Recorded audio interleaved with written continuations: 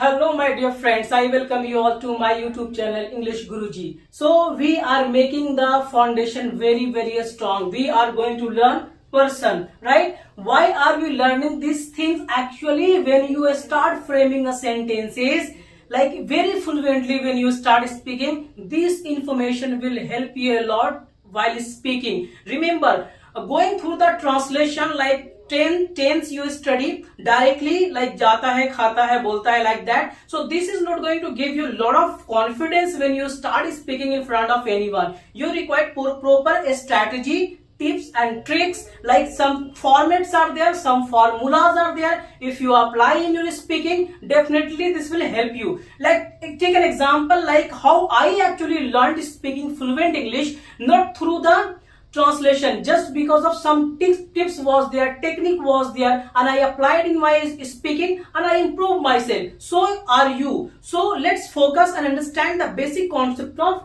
Person, right? तो चलिए person के बारे में समझते हैं. तो पर्सन में क्या होता है? पुरुष होता है. लेकिन अगर हम इसे डिक्शनरी की मीनिंग से समझेंगे तो उसके मतलब होता है आदमी, और ग्रामर टर्म में जो होता है पर्सन का मतलब होता है पुरुष. वो पर्सन जो होते हैं वो तीन तरह के होते हैं, तीन टाइप के होते हैं, ठीक है? पहला है फर्स्ट पर्सन, फिर है सेकेंड पर्सन और थर्ड पर्सन. अब इसको ऐसे समझते हैं, फर्स्ट पर्सन किसे कहते हैं? जब देखिए मैं यहाँ पे मैं बोल रहा हूं तो जो बोलने वाला होता है वो होता है फर्स्ट पर्सन. मैं किसको बोल रहा हूं? मैं आपको बोल रहा हूं. तो आप क्या हो गए? आप हो गए सेकेंड पर्सन, ठीक है? मैं जिस चीज के बारे में बोल रहा हूं वो हो जाएगा थर्ड पर्सन. जैसे एग्जांपल लेते हैं, मैं बात कर रहा हूं इस मार्कर के बारे में, मैं बता रहा हूं ये मार्कर जो है बहुत ही अच्छा है. बोल मैं रहा हूं, किसको बोल रहा हूं? आपको बोल रहा हूं. तो आप हो गए सेकेंड पर्सन, मैं हो गया फर्स्ट पर्सन, और इस चीज के बारे में, ये मार्कर के बारे में बता रहा हूं तो ये हो गया थर्ड पर्सन. ये तीन पर्सन है इंग्लिश में, ठीक है? तो चलिए देखिए, अगर वहां इससे समझ में नहीं आता है तो देखिए आई हो या वी हो, इसको हम लोग बोलते हैं फर्स्ट पर्सन. फिर सेकेंड पर्सन में आता है यू, आता है यू को क्या बोलते हैं? Second person. और थर्ड पर्सन में आता है ही, शी, इट, दे, एटसेट्रा, ठीक है? ये सारे के सारे क्या आ जाएंगे? थर्ड पर्सन में. बात समझ में आई होप कि यहां तक आई होगी, ठीक है? यहाँ पे लिखा हुआ है बोलने वाला जो होता है वो फर्स्ट पर्सन, जिसको बोला जाए वो होता है सेकेंड पर्सन, एंड जिसके बारे में बोला जाए वो होता है third person. This is a very basic concept. I hope it is clear.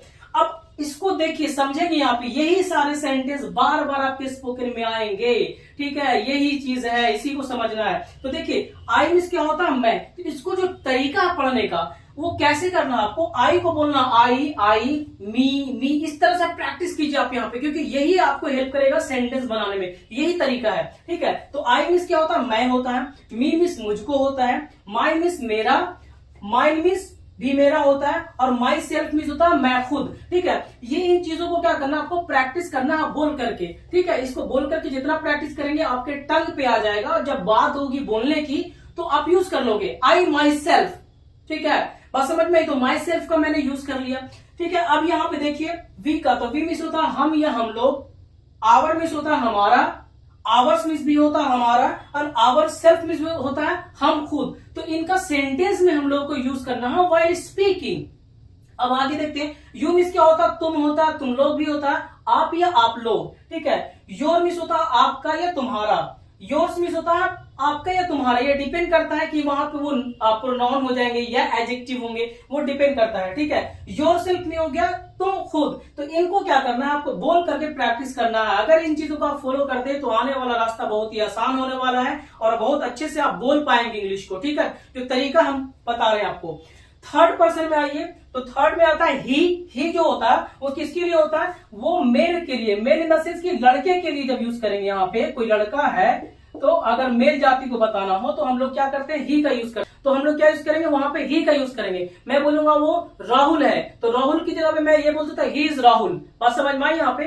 तो ही का ही मिस होता है वह, ही मिस भी होता है उसको, और हिज मिस होता है उसका, हिमसेल्फ मिस होता है वह खुद. इसको प्रैक्टिस करना है. देखिए शी का जो इस्तेमाल होता है, ये जो शी है ये लड़की के लिए इस्तेमाल होता है. लड़की जब जहां पे जेंडर बताना हो तो वहां पे हम लोग शी का इस्तेमाल करते हैं, और ही का इस्तेमाल वहां पे करते हैं जहां पे लड़का हो, उसको जेंडर को बताने के लिए इस्तेमाल करते हैं, ठीक है? तो शी मीन्स होता है वह, और हर मीन्स होता है उसका, हर्ष मिस होता है उसका, और हर सेल्फ मिस होता है वह खुद. तो ये समझिए कि जहां पे शी लिखा हुआ हो तो वो समझिए कि वो किसी लड़की के लिए लिखा हुआ है। हर का भी इस्तेमाल अगर है तो वो समझिए किसी लड़की के लिए इस्तेमाल किया गया है, और अगर हिम का है तो वो समझिए कि किसी लड़के के लिए। तो इन चीजों को समझना है जब अगर आप इंग्लिश बोलेंगे या लिखेंगे या कहीं पे पढ़ेंगे, तो इन चीजों का ध्यान रखना है। आज के लिए इतना ही, हम लोग मिलते हैं नेक्स्ट वीडियो में। Thank you so much.